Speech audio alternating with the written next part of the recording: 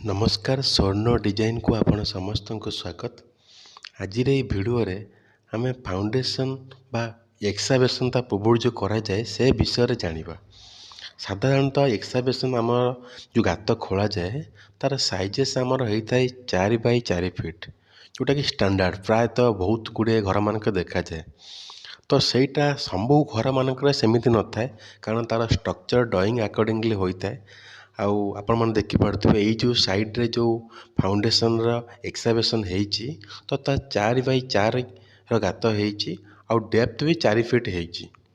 तो आपण मान कही रखु, जदि आप फाउंडेसन जो एक्सावेशन करने चाहते केतक जगार आप जेसीबी यूज हुए, केत जगह मैनुअली लोक यूज करती। मैनुअली कले जोटा कि बहुत सुंदर भाव में एक्सावेशन खोला होता है। और जब जेसीबी करेंगे से जगटा बहुत मानने जो जेसीबी को आप 4 फुट कहे देन से 3 फुट गात खोल, कारण 4 फुट खोल 3 फुट गात घर भर मानने फाउंडेसन भर को पशि आस। तो से आप सब जब जेसीबी थ्रोरे आप एक्सावेशन करुँच, जदि आप फाउंडेसन साइज 4x4 फीट अच्छी ताहले आपन ताको 5x5 इंस्ट्रक्ट देले जे आपन को 4x4 गात हो पार। तापर आपन को पुणी ताको ड्रेसिंग करिया पड़िबो। ड्रेसिंग मीन्स गातटा को क्लीन करिया पड़ो, कारण तापर आमे सैंड फिलिंग करवा अकॉर्डिंगली ड्राइंग एमती अप्रोक्स करवा कि 3 इंच कि 4 इंच आमे सैंड फिलिंग जो हुए। जदि आपन फाउंडेसन जो एक्सावेशन यदि क्लीनिंग नथिबो आमे सैंड फिलिंग करि पारि परिबनी।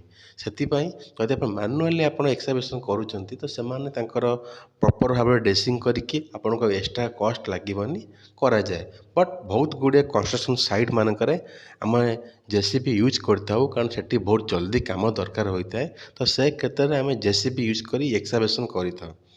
आशा करुँचे आप बुझीपारे मो भिडियोटे मुझे जहाँ भी आपको कहवाक चाहूँगी, कारण आम फाउंडेसन जो करुचे एक्सावेशन भी गोटे बड़ पार्ट।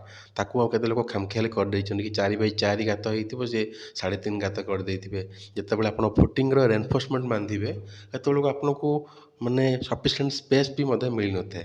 तो यही सब कथा आप ध्यान देवा उचित। घर टिकी टिकी कथा भी बहुत मेजर इफेक्ट पकेबा आपण घर उपर।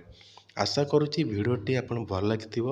जदि आपन को आम भिडियोटी भल लगी आप लाइक सब्सक्राइब और शेयर करने को भूलें। जदि आपने भी निज घर को सुंदर और मजबूत करने को चाहती ताले स्वर्ण डिजाइन को संपर्क करूँ। धन्यवाद।